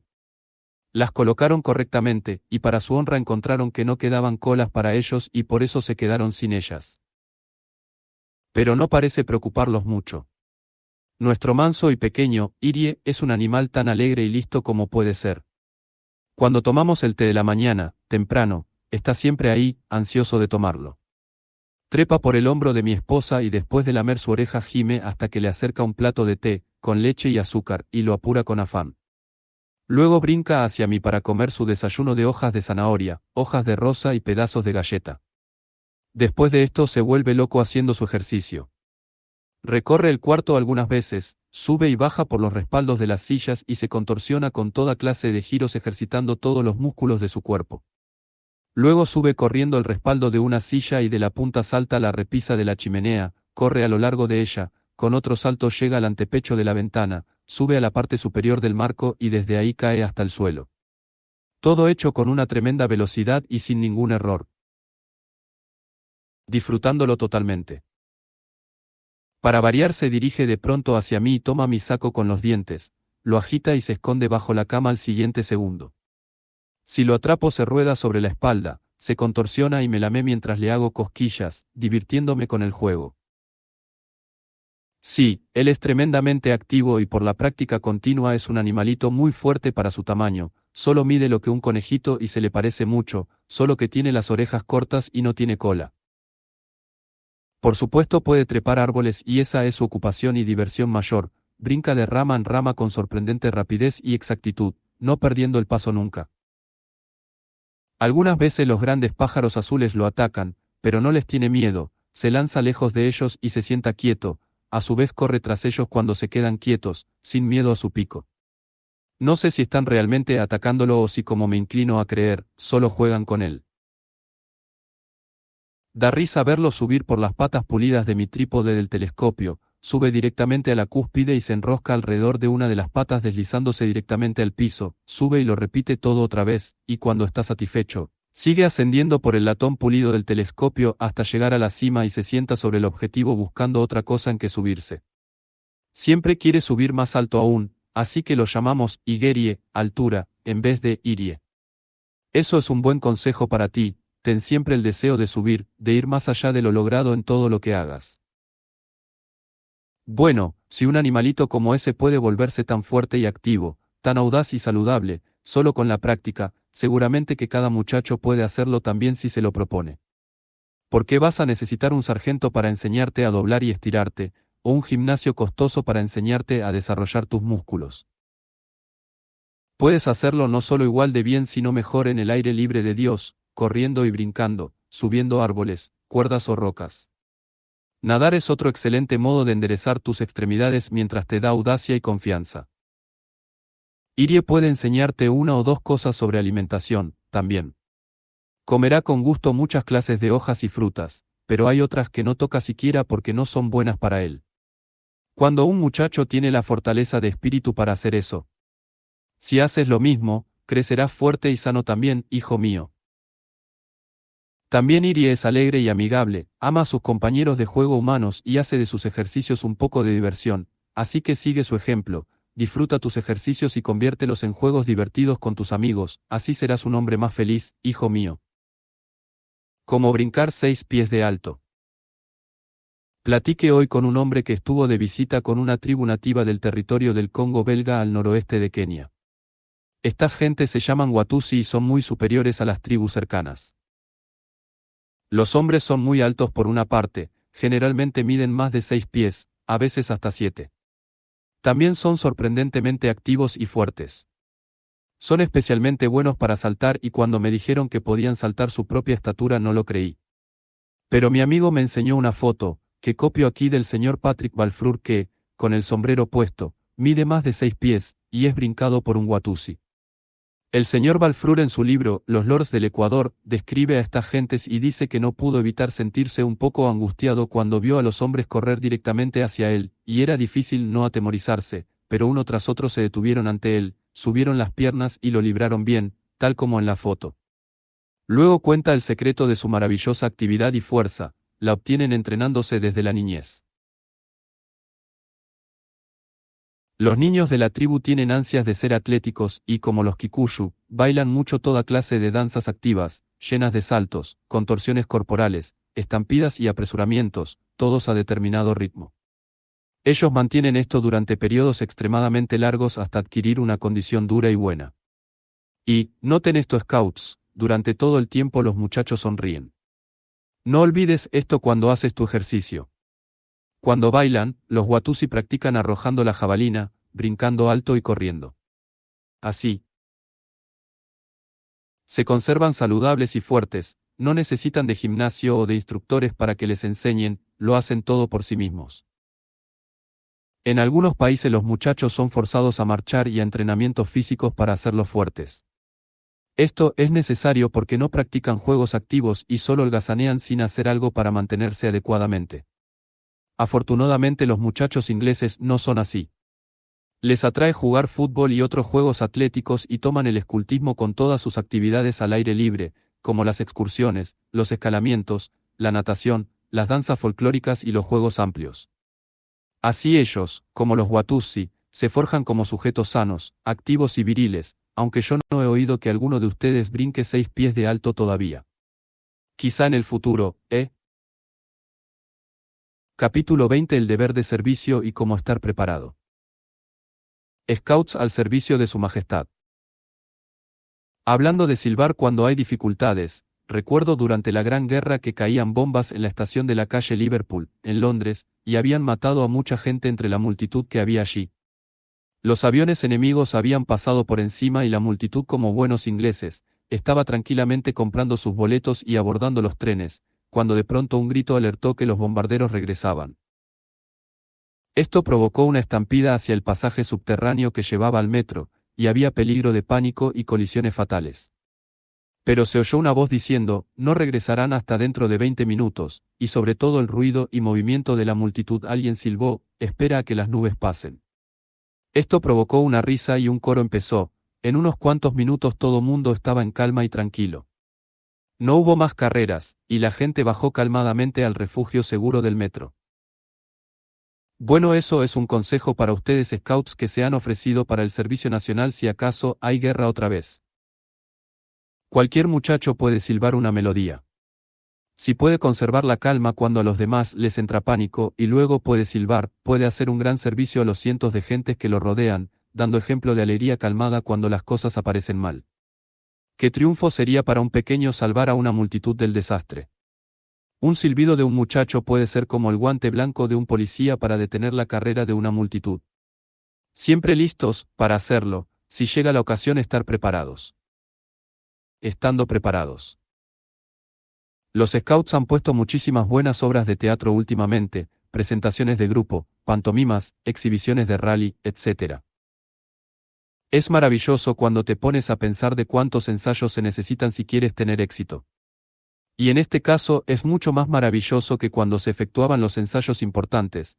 La alarma de la guerra se oyó y muchos scouts tuvieron que tomar muchos trabajos para el servicio público, casi tenían que ensayar con las máscaras antigas puestas. Me recuerda, hace mucho tiempo, cuando mi regimiento estaba en Afganistán y ensayábamos la obra, Los Piratas de Penzance, no teníamos un cuarto para ensayar, así que lo hacíamos al aire libre. Siempre había el peligro de que un trigueño fanático se deslizara sobre nosotros con su enorme y feo cuchillo, tan desagradable. Así que cada actor traía su espada al ensayo, y hundíamos estas armas en el piso para marcar los límites de nuestro escenario, y estaban al mismo tiempo a la mano en caso de ataque. Hablando de ensayos, quiero que entiendas cuán necesario es tener la preparación suficiente si quieres que tu función, de la clase que sea, tenga éxito. Si vas a correr una carrera, sabes que importante es entrenarte primero. No tiene caso el ir a boxear con un contrincante si no has aprendido primero y practicado luego el boxeo. Qué hermoso par de ojos morados tendrías si no practicas. Una vez tuvimos una práctica de natación para mis hombres y sus caballos. Por supuesto que solo los hombres que podían nadar deberían participar en ella. Para nuestro horror y nerviosismo, un hombre casi se ahoga. Cuando le hubimos sacado toda el agua y le habíamos dado respiración artificial, le preguntamos si había aprendido a nadar. Él dijo, no, pero como todos los demás sabían nadar, él había supuesto que él también podría y así se metió con el resto y encontró que no podía. Si quieres progresar en la vida, tienes que saber leer y escribir, y no lo aprendes si no asistes a la escuela donde te enseñen cómo hacerlo. Del mismo modo, si quieres ser un sujeto viril y estar preparado para ayudar a los demás a salvar vidas, o a entrar en el servicio público, aprendes y practicas siendo primero un Boy Scout. ¿A quién no le molesta, picking out a boy for duty? Una autoridad de gobierno escoge un muchacho para dar servicio. Me alegra oír que donde quiera los Scouts se preparan a sí mismos para ser útiles en caso de ser llamados para dar servicio. La cosa es indagar con tus scout de rama, qué clase de servicio quieren que hagas, y luego practicarlo para que puedas hacerlo verdaderamente bien, cuando te llamen. Las transmisiones son algo muy valioso si aprendes a hacerlas realmente bien. No sirve si puedes embrollar un mensaje, así que practica duro. Los mensajeros en bicicleta son necesarios, no solo para montar una bicicleta y repararla, sino para orientarse de lugar en lugar, de noche o de día. En la noche hay que tener práctica, y llevar un mensaje en la cabeza, palabra por palabra correctamente y darlo con claridad. Practica tus conocimientos de primeros auxilios. Solemos olvidar pequeños detalles a menos que los practiquemos frecuentemente. Después de todo, el mejor modo de calificar para el servicio es mostrar en el brazo la insignia de primera clase o mejor todavía la de Scout del Rey. N del T equivale a nuestro caballero Scout de hoy. Así que les digo a todos, adelante, trabajen en sus primeros auxilios, transmisiones, conocimientos náuticos, aeroplanos, tráfico citadino, guardacostas, guía de niños, bombero, mensajero y otras especialidades. Prepárense para uno o varios de estos servicios. Ensayen mucho en el tiempo de paz mientras no tengan que usar máscaras antigas y espadas y así estén preparados, para el recibe aviso, incorporarse a sus deberes para la patria, cuando el llamado llegue. Todo mundo sabe cuán útiles pueden ser los Scouts. Así que estén siempre listos si la emergencia llega, porque como en tiempos de Nelson, Inglaterra espera que cada hombre cumpla con su deber. Deber, sí, esa es la cosa. La eficiencia está muy bien, pero dentro de ella debe haber algo más, debe haber valor y audacia, más la determinación de cumplir con tu deber sin importar el riesgo o el peligro que signifiquen para ti. Capítulo 21. Ayuda. Enseñada por un elefante. Un gran cazador de elefantes que murió la semana pasada, en una ocasión me contó cómo disparó e hirió a un gran elefante macho. El resto del rebaño, alarmado por el disparo, huyó dejando al herido tambaleándose y en malas condiciones. Un segundo disparo solo lo hirió de nuevo sin matarlo, pero el ruido apresuró la huida de la manada con excepción de 2 elefantes. Estos 2 machos estaban irritados y se detuvieron para mirar hacia atrás. Viendo a su camarada tambaleándose e incapaz de seguirlos, valientemente se encararon al temido fuego del rifle y regresaron para ayudarlo. Se pusieron uno a cada lado de él y apretaron sus pesados cuerpos contra él y casi lo levantaron en vilo llevándolo lentamente lejos del peligro.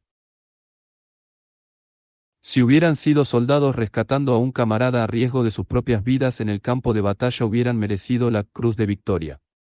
Eran solo bestias salvajes, sin embargo nos dieron un ejemplo de verdadera ayuda a un camarada en apuros aunque tuvieron que enfrentar un riesgo para llevarlo a cabo.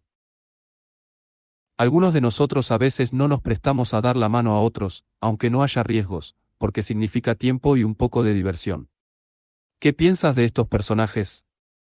Un día, el año pasado un viejecito en bicicleta fue a la oficina de empleos del Departamento de Trabajo en Washington para pedir hablar con el jefe departamental. Él dijo que quería salvar a un ruso al que se le había ordenado devolver de los Estados Unidos a Rusia y que no quería volver porque lo fusilarían. El comisionado le dijo, lo siento, no puede hacerse. Él vino de Rusia y debe volver a Rusia. Así que el viejecito se montó en su bicicleta y fue a la Casa Blanca, la residencia del presidente Roosevelt. Ahí persistió diciendo que debía ver precisamente al presidente y a nadie más. Finalmente el presidente accedió a recibirlo y oír su problema. El presidente lo interrogó sobre su persona y supo que era judío y había pedido prestado dinero y la bicicleta para llegar desde Texas para abogar por el ruso. Así el presidente dijo, entonces supongo que este ruso es judío y por eso te interesa, ustedes los judíos se ayudan mucho. No, replicó el hombrecito. Él no es judío, es católico de la iglesia griega. Entonces, ¿por qué quieres ayudarlo? Yo no veo la cuestión religiosa de ese hombre, él es un ser humano en apuros y eso basta para hacerme querer ayudarlo. El presidente emitió la orden de que no se deportara al ruso y que el señor Cohen se encargaría de él y le conseguiría trabajo. Bueno, ese señor Cohen era bien conocido en su ciudad natal, Galveston, como un hombre que pasó su vida haciendo buenas acciones para los demás. Si su cuerpo era pequeño, su corazón era el mayor de la ciudad. Iba haciendo el bien, ese era su hobby. Cuando oía que alguien necesitaba ayuda garabateaba su nombre y dirección en el puño de la camisa. Todos los días el puño de su camisa tenía una lista y caminaba por la ciudad, visitando a cada uno de los afligidos haciendo lo que podía por cada uno de ellos aunque él era pobre. Tachaba cada nombre de su puño cuando visitaba al interesado y no se iba a su casa en la noche hasta haber tachado todos los nombres de su puño. Él dijo una vez, muchos hombres hacen ejercicio jugando al golf, yo lo hago ayudando a la gente. Esto es lo que los Boy Scouts están haciendo cuando cumplen la promesa Scout, ayudar al prójimo en todas las circunstancias, eso es siempre, si les conviene o no, sin importar el credo, clase social, o país al que el otro pertenezca. No tienen puños de camisa para escribir los casos que quieren resolver, tienen las mangas enrolladas, listas para emprender cualquier trabajo. Pero usan siempre una pañoleta y en ella atan nudos para recordarles la buena acción que tienen que hacer. Pero en cuanto al señor Cohen, me quito el sombrero ante él y me gustaría estrechar su mano, ¿a ti no? Capítulo 22 Responsabilidad. Aprendida en una patrulla Scout. Recibí una carta muy agradable esta semana de un Scout de Francia, en el que me decía que quería hacer su vida como la mía, y esperaba al final también ser general. Le dije que me avisara cuando obtuviera el grado, pero mientras era general no todo sería buena vida, ni usar uniforme y condecoraciones, también significa una gran responsabilidad en la guerra. Pocas personas piensan en eso, pero es una cosa tremenda para un hombre sentir que cientos de vidas dependen de su palabra de mando, y eso es lo que un general tiene que hacer. Es bastante malo para un juez ponerse la toga y condenar a un asesino a muerte para satisfacer la ley, pero es peor para un general decidir el mandar a muchos jóvenes buenos soldados a ser muertos o heridos por ganar una batalla. Después de la Gran Guerra muchos de nuestros generales murieron, aunque no fueran muy viejos, por fallas cardíacas. En mi criterio, estoy seguro de que fue más por la tensión que sufrió su corazón por esta gran responsabilidad. Al piloto de una aerolínea se le confían todos los pasajeros para conducirlos a salvo de los riesgos del vuelo. Un capitán de barco también tiene una gran responsabilidad sobre él, ya que las vidas de todos los que están a bordo dependen de él en la paz y en la guerra. Pero nuestros oficiales navales son conocidos en todo el mundo por su audacia y confianza en sí mismos. ¿Cómo obtienen esto? Porque son entrenados desde la niñez a aceptar cualquier trabajo y a desempeñarlo por sí mismos, se les enseña a aceptar responsabilidades. Recuerdo cuando los marineros de la Marina Real eran hombres mayores que ahora, marinos fuertes y resistentes que usaban barba. Pero los oficiales empezaban su carrera bastante jóvenes. Un marinero en esos días era solo un muchacho de 14 o 15 años, pero se le daba un trabajo responsable, se le ponía a cargo de un barco y su tripulación. Allí veía uno que un muchacho de 15 años mandaba a hombres que le doblaban la edad y obedecían sus órdenes sin replicar. Eso era disciplina. En el sitio de Mafeking encontré que los chicos, aunque fueran solo muchachos, podían ser encargados de deberes que normalmente desempeñaban los hombres. Los muchachos recibían la responsabilidad de llevar mensajes de una parte de la línea de defensa a otra, aún en peligro de sus vidas, bajo fuego. Así, en el movimiento Scout, damos responsabilidades a los muchachos poniéndolos a cargo de 6 u 8 muchachos más. El guía de patrulla es responsable de la eficiencia y arreglo de su patrulla. Los scouts de su patrulla obedecen sus órdenes, no por miedo al castigo como en la disciplina militar o naval, sino porque son un equipo que juegan juntos y respaldan a su jefe por el honor y éxito de su patrulla.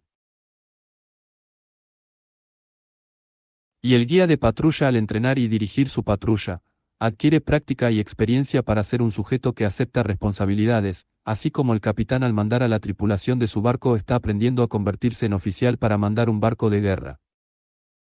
También, además de entrenar a su patrulla, el guía de patrulla tiene que guiarla. Esto es, debe ser cuando menos tan bueno como cualquiera de sus scouts en los diferentes trabajos que debe hacer, nunca debe pedir a un muchacho hacer algo que no haría él mismo, y nunca debe caer sobre algunos sino obtener su entusiasmo y trabajo voluntario fomentando alegremente sus esfuerzos. En cada senda de la vida se necesitan jóvenes confiables para aceptar responsabilidades y liderazgo en los servicios, negocios e industria en todas partes. Así el guía de patrulla que ha tenido éxito con su patrulla tiene todas las oportunidades de triunfar en la vida cuando salga al mundo. Capítulo 23 Sacrificio propio. Héroes del Antártico. Todo scout conoce la historia de la muerte del capitán Oates que dio su vida para salvar a otros en la expedición del capitán Scott al Polo Sur, pero la historia completa de su vida ha sido relatada últimamente por el comandante Bernacchi Obee. Él tituló su libro Un caballero muy galante. Porque así es como Oates fue descrito en la cruz, que sobre su tumba colocó el cirujano Atkinson para honrar su memoria. Oates había sido muy delicado de niño y es consolador para cualquier muchacho enfermizo saber que cuando creció fue un hombre joven excepcionalmente arriesgado y fuerte. Era oficial del regimiento de dragones de Inniskillin que ahora forma parte de mi antiguo regimiento el quinto, de guardias dragonas, ahora conocido como el quinto, regimiento de dragones de guardias reales de Inniskillin. Él era enormemente popular en el regimiento porque era un soldado muy activo, un magnífico deportista y amaba a sus hombres y a sus caballos. Era adinerado y podía costear una manada de galgos para el regimiento, jugar polo y navegar un yate. No tenía necesidad de trabajar, pero más tarde mostró que era apto para cualquier trabajo, sin importar cuán duro era. En la guerra contra los Boers acababa de entrar al servicio, y se distinguió rápidamente por su valor y entrega. Mandaba una patrulla de media docena de hombres cuando se encontraron con una fuerza Boer que abrió fuego contra ellos. 2 de sus caballos murieron y varios de sus hombres fueron ligeramente heridos. En 2 ocasiones los Boers le pidieron que se rindiera, pero cada vez recibieron la misma respuesta: venimos a pelear, no a rendimos. Vio que no tenía esperanza de luchar contra un número mayor de adversarios, así que dijo a sus hombres que se deslizaran del cerco uno a uno mientras él seguía disparando para cubrir su retirada. Cuando se retiraron a un sitio seguro y llegó su turno de irse, un tiro lo hirió en la pierna. Los Boers se retiraron pero él quedó todo el día en agonía, hasta que llegada la noche, una partida de rescate, lo encontró y lo llevó consigo. 10 años después, en 1910, cuando se enteró de los planes del capitán Scott para ir al Polo Sur, se ofreció como voluntario y fue aceptado. Del capitán Scott, el comandante Bernacchi nos cuenta que, 9 años antes había comandado la Expedición Nacional Antártica en el Discovery, ahora Oficina Nacional de los Scouts Marinos. Esta expedición había regresado después de 3 años con los más ricos resultados geográficos y científicos jamás traídos de latitudes tan australes. La tierra del rey Eduardo VII había sido descubierta y la gran barrera de hielo había sido medida. El Discovery había permanecido congelado por 2 años al pie del monte Erebus. Se habían obtenido los más valiosos resultados científicos. Un viaje en trineo al extremo sur con el Dr. Wilson y el teniente Shackleton se había efectuado a las montañas y los valles que llevan al Polo Sur. Los exploradores polares habían sido hasta entonces marinos o científicos. Oates fue el primer soldado aceptado para tal empresa, y representó muy bien el nombre del ejército. Pero tomó una posición muy humilde en la expedición, estaba a cargo de 20 ponies que debían arrastrar los trineos del equipo.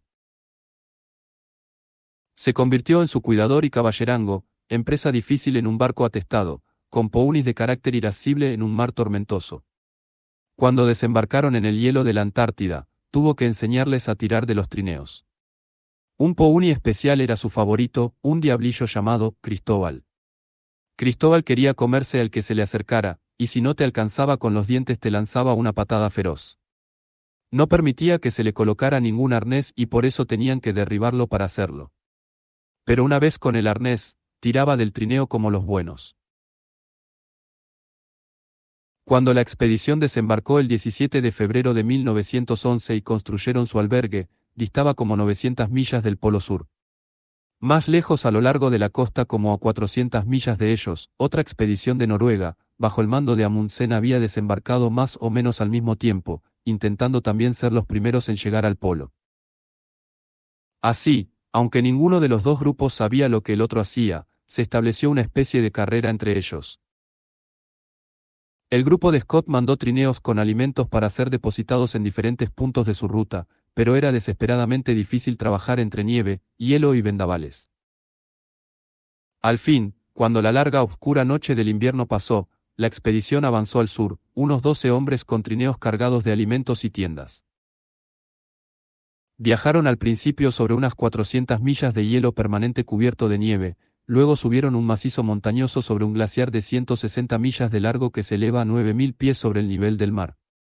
Una vez pasado esto estuvieron en la altiplanicie por otras 300 millas. Pero las dificultades eran enormes. Había terribles vientos y tormentas de nieve que enfrentar, mientras bajo sus pies la nieve frecuentemente era blanda y profunda con hoyos y fisuras en los que, los hombres, los ponies y los perros estaban en peligro de caer. El hielo sobre el que avanzaban era, en algunos lugares, una masa de olas y pináculos en los que tenían que vagar durante millas para encontrar paso. No pasó mucho tiempo antes de que los ponies estuvieran exhaustos y murieron, o tuvieran que ser muertos para alimentar a los perros. Lo mismo sucedió a los perros, por lo que finalmente los hombres tuvieron que tirar de los trineos. Cuando hubieron establecido los depósitos de alimentos en los diferentes puntos, 8 del grupo fueron mandados de regreso y se escogió a los 4 más fuertes para acompañar al capitán Scott hasta el intento final hacia el polo. Fueron Wilson, Evans, Oates y Bowers. Salieron el 17 de noviembre, fue una dura lucha para ellos, pero sostenidos por la fe de ganar la carrera y alentados por la incansable energía y fe de su jefe, siguieron adelante. Día tras día y semana tras semana cruzando esas interminables llanuras de nieve. Al fin, el 17 de enero de 1912, vieron una bandera y sus corazones se les cayeron al ver huellas humanas de perros y trineos. Amundsen había llegado antes que ellos. Así habían llegado a su destino, el Polo Sur, pero fue una amarga decepción encontrar que no habían sido los primeros en hacerlo. Luego emprendieron el largo viaje de regreso a su base, ya sin la esperanza de ser los primeros en llegar al polo, sino deprimidos por el hecho de haber perdido en la carrera y que tendrían una dura tarea antes de llegar de regreso. Al mismo tiempo estaban llenos de admiración por Amundsen, y se alegraban de que, de cualquier modo, hombres de ambas naciones habían logrado la hazaña de llegar al polo. De ahí en adelante lucharon desesperadamente por regresar a su base durante las 900 millas que los separaban del campamento base. Si el clima los hubiera favorecido, se las hubieran arreglado para recoger los alimentos almacenados durante el viaje de ida. Pero el clima no los favoreció, los vendavales y tormentas de nieve les impidieron avanzar. Semana tras semana lucharon por seguir. La comida escaseó, uno tras otro sufrieron de congelamiento. Finalmente Evans cayó, sufrió un golpe y murió. Apretaron filas y siguieron con dificultad hacia adelante y aunque solo le faltaban 11 millas para el siguiente depósito de alimentos, las violentas tormentas de viento mortal helado y la nieve los detuvieron donde estaban. Fue entonces cuando Oates hizo su autosacrificio que nunca olvidaremos.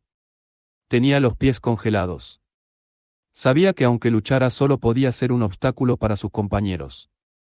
Si se quitaba sería una boca menos que alimentar y quizá los otros podrían llegar al siguiente depósito de alimentos. Así que se arrastró hacia afuera de la pequeña tienda hacia la cegadora tormenta y se dejó caer. Nunca lo volvieron a ver. Dio su vida para que sus camaradas vivieran. Desgraciadamente el heroico sacrificio de Oates no salvó a sus camaradas después de todo. Muertos de hambre y congelados murieron todos juntos. Los encontró una partida de rescate algunos meses más tarde, todos acostados como si durmieran en su tienda. Estatua del Capitán Scott por Lady Scott. El Capitán Scott había llevado un diario de los acontecimientos día a día, así que toda la historia de la gran hazaña la conocemos, escribió. Nos apegaremos hasta el fin, pero nos debilitaremos y por supuesto el fin no está lejos. Es una pena pero parece que no podré escribir más. En una carta también escribió. Estamos débiles. Escribir es difícil. Por mi propio bien no lamento este viaje que ha mostrado que los ingleses soportan las dificultades, se ayudan unos a otros y se enfrentan a la muerte con tal fortaleza como siempre en el pasado. Recuerda esas palabras de siempre listo. Si alguna vez son necesarias, haz como Oates, Scott y sus valientes camaradas, sufre las dificultades. Ayuda a los demás, y enfrenta la muerte con valor, no te preocupes por tu propia seguridad mientras cumples con deber. Fin.